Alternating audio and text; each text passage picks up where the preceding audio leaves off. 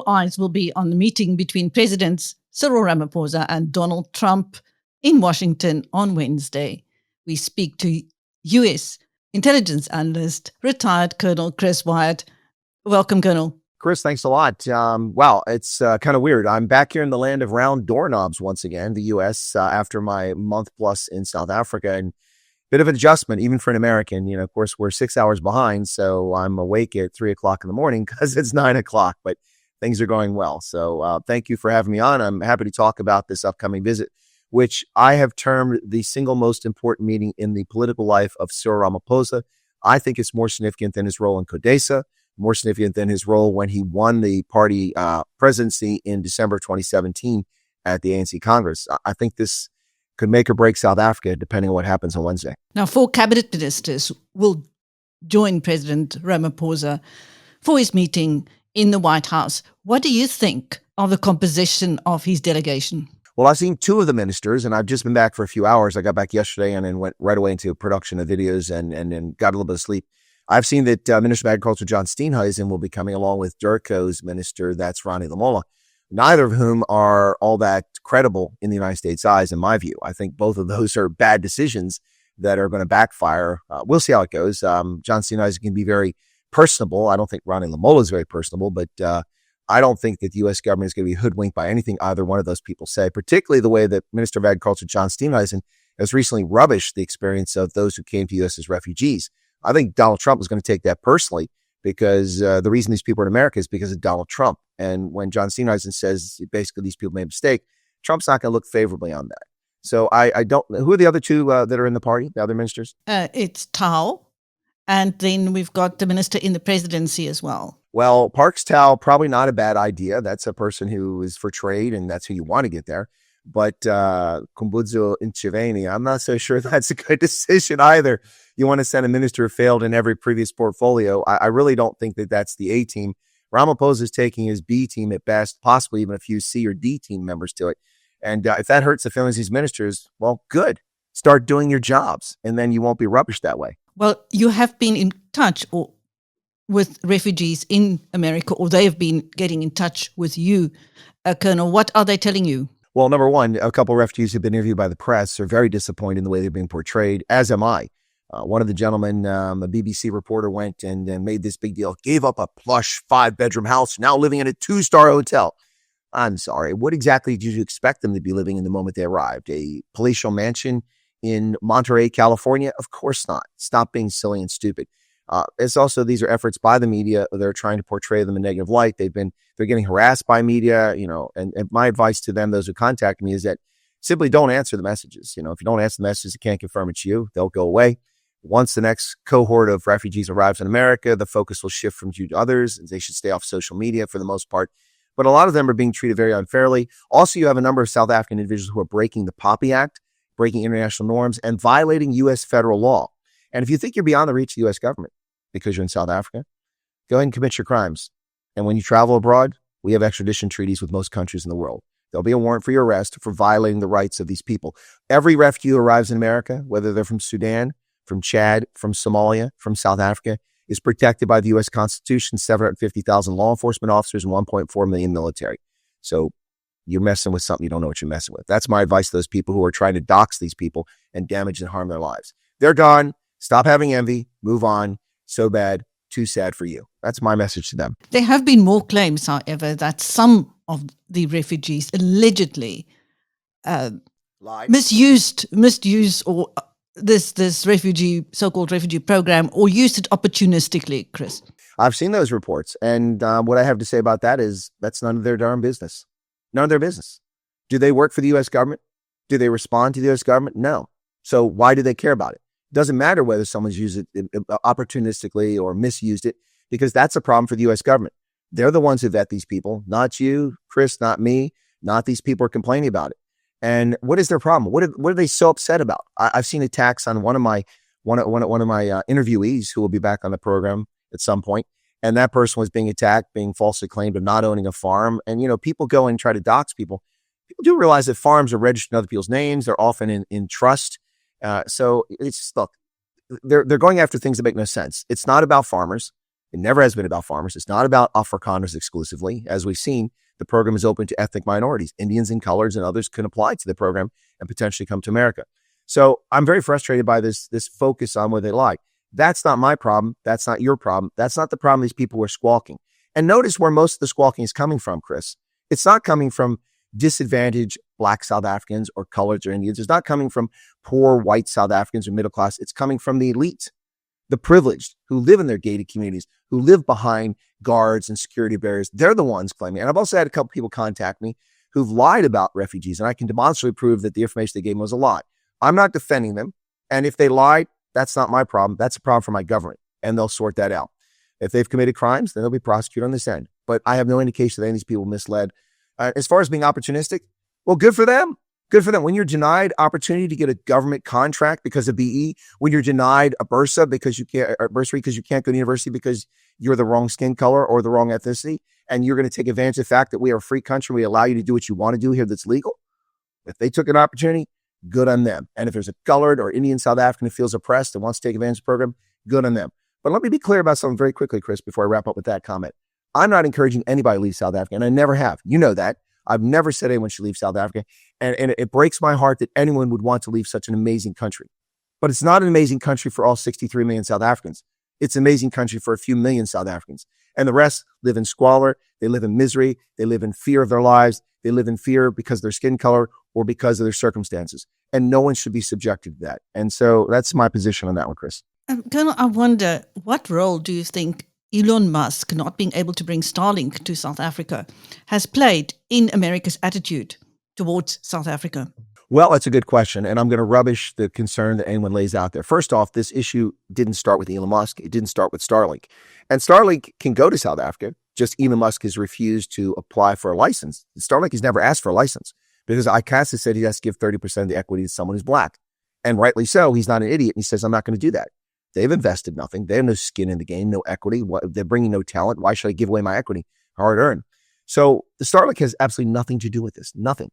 In February of 2024, as I've repeated several times and reported several times, a bipartisan group of members of the House of Representatives introduced legislation, a resolution, to reassess the relationship with South Africa with the objective of potentially placing sanctions on leaders in the government and senior members of the ANC for their actions against minorities in South Africa. This came up last year before Trump was even a president, before he got elected. It has nothing to do with Elon Musk. It has nothing to do with Starlink. This is nonsense, this story people perpetuating. The list of grievances the U.S. government has against South Africa's conduct, against ourselves and against our friends, partners, and allies is legion, including training Chinese communist fighter pilots at a training academy in South Africa with U.S. and NATO pilots doing the training. That's an egregious offense. The lies and subterfuge about the Lady R situation, there's a whole list of things going on here that have irritated the United States for a long time, and it came to a head. Elon Musk has nothing to do with this. There are other South Africans who are more influential, in my view, than Elon Musk influencing Donald Trump regarding South Africa. People he's known for decades, and you can try to figure out who those are on your own. But my point here is that Starlink has nothing to do with this. And anybody that runs a story that says that really doesn't understand what's going on here. The United States is pissed off at the ANC in South Africa, and it has been pissed off for several years. But because we had an incompetent president who didn't know what day it was, let alone which pardons he was signing, we didn't press forward with this. But members of Congress tried. Had the Republicans controlled the House and the Senate last year, that bill would have gone to Biden and he would not have signed it, would have died. But it disappeared. It's back now, and we'll see if it goes forward. I don't think it's going to get any traction right now because the actions President Trump is taking are much more demonstrative towards South Africa. And this meeting on Wednesday, it's for all the marbles, Chris. It really is. If this goes badly, South Africans will face in 6 weeks a 31% tariff on all their exports. 4% of your gross domestic product is tied up in trade with the U.S., and it will be disappearing overnight, virtually, if this isn't fixed. The ANC and the government of national unity have squandered 6 weeks of opportunity to negotiate with the Trump administration. They've set nobody here. They've talked to nobody here, and they're now at the back of the queue. Ramaphosa has a chance to fix this on Wednesday, but I don't think he's going to. At this stage, what are the chances of personal sanctions against African National Congress members, Chris? Well, that's a place where Elon Musk may play a role, in fact, and some of these other influential South Africans. And I don't want to say I fear, but I certainly am growing more concerned that that's coming in the pipeline. There are a lot of very prominent voices in South Africa and in the U.S. who are calling for sanctions against leaders of the ANC and leaders in the government of national unity. So I think it's a possibility. It's not going to happen, obviously, before this meeting on Wednesday, and I don't know the happening in the aftermath of it. But I'll tell you what, Cyril Ramaphosa had better have a very good plan. If he thinks offering rare earth elements in the Karoo or natural gas rights off the coast of South Africa are going to mollify Trump and the anger. See, that's the mistake people are making. It's just Trump. It's not just Trump, Chris. Congress is angry. They are hot full, to use a South African Afrikaans word. They have had enough of the arrogance and the cheek from their perspective. I'm not saying like that's not my analysis. I'm saying from their perspective, the arrogance and the cheek of the government of South Africa flaunting, refusing to vote with the international community against Russia when it invaded, doing other things, going to Tehran and flouting that in the face of the United States, doing open trade negotiations and commercial, military, and nuclear facilities with Iran, which is a great threat to global security, not just America. The United States has had their fill of what's happening with international relations vis-a-vis South Africa's government. And if they don't have a solid plan beyond offering minerals and offering natural gas, then there's going to be a real problem here. The government is going to have to offer some sort of concessions. And for once, those who complain about the U.S. intruding into the sovereignty of South Africa will have a fair point, because at this point, the U.S. has made no demands. Trump has not demanded that the 140 plus racist laws be rescinded. He's not demanded the ANC take any action. He's not demanded they withdraw the case against the ICJ. But at this meeting, some of that will likely be on the table. And for the first time ever, those who are opponents or those who decry what's happening will actually have a valid point saying, hey, the U.S. is interfering in South African politics. But you know what? That's because South Africa has been interfering in the national interest of the United States for decades, and we've looked the other way. Washington isn't looking the other way, Chris, and people avoid this reality at their own peril. Again, I have people, I say what's likely to happen. People say I'm threatening South Africa. I'm not threatening South Africa. I don't want South Africa to suffer. I don't want to see 141,000 automotive jobs disappear because you can't ship 25,000 cars to America anymore because 31% tariffs is prohibitively expensive. I don't want to see that. But it's a real possibility. And the fact that I mentioned, analyze it, doesn't make it a threat. It just makes it the honest truth. And people need to start paying attention and stop living in their bubble in the National Executive Committee of the ANC, thinking you can send 4 white Afrikaners, pick one of them to be your ambassador. Trump doesn't care whether your ambassador is white, black, brown, blue, green, or purple. He cares about a competent person who speaks for the president authoritatively. And that's the mistake these people are making in South Africa. They have no understanding of what they're dealing with U.S. politics. And there are people in South Africa that do understand U.S. politics, but they seem to have zero influence. I would hope they would exert more influence on the government. Chris, you have just spent weeks in South Africa, touring the country from one end to the other end. What are your biggest takeaways? Well, my biggest takeaway, number one and number two, sorry. The first takeaway is that, as always, the most exciting part of visiting South Africa is the people. The people are amazing. I don't care if they're Venda, they're Xhosa, they're Zulu, they're Khoi, they're San, they're Afrikaner, they're Portuguese. It doesn't matter. South Africa's people are fascinating, and I love some of the phrases, if I'm honest, as if you'd be anything but honest. Why would you be anything but honest? But I absolutely love the interaction and experience I had with South Africans. That's number one. And the second big takeaway I've taken from this is that there's a lot of tension. There's rising tensions, and it's being stoked by politicians and by social media.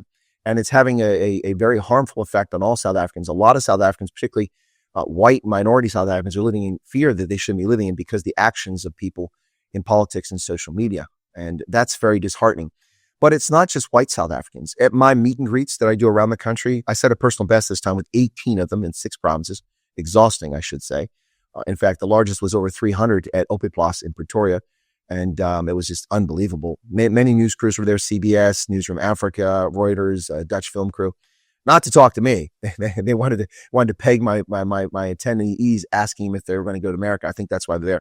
But at these meetings, it's normally I have a much more diverse ethnic crowd than I had, but these meetings were overwhelmingly Afrikaners for 2 reasons. Number one, people interested in the refugee program, so they're going to come for that rather than come to my normal meet greets to say hello and just chat.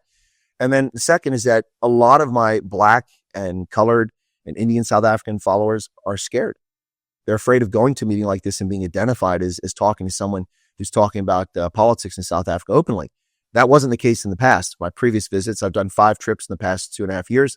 And everyone, I've had Black South Africans, I've had Indian South Africans, I've colored South Africans come. And while there were some of those folks, the percentage of them appearing at my meetings this time is demonstrably lower. Number one, because refugee, a lot of people think it's only for Afrikaners. It wasn't. I've said that all along. And number two, because people are living in fear. They don't want to be called a coconut or have their jobs put at risk by people who are threatening their lives. And that's the other takeaway, is people are scared and it's unnecessary. These people who are stoking racial hatred and fear in all South Africans, black, white, and brown, need to stop. You're horrible human beings, and you're a disgrace to the race of human beings. Stop it now. I've had enough of it, and so have my viewers. Thank you. That was United States intelligence analyst, retired Colonel Chris Wyatt, speaking to BizNews ahead of the meeting this week between Presidents Donald Trump and Cyril Ramaphosa. Thank you, Colonel. We'll chat again as soon as they've had that meeting. And I'm Christine. Thanks a lot, Chris. We appreciate it. And fingers crossed, as we say, fingers are crossed, hoping it goes well on Wednesday for South Africa.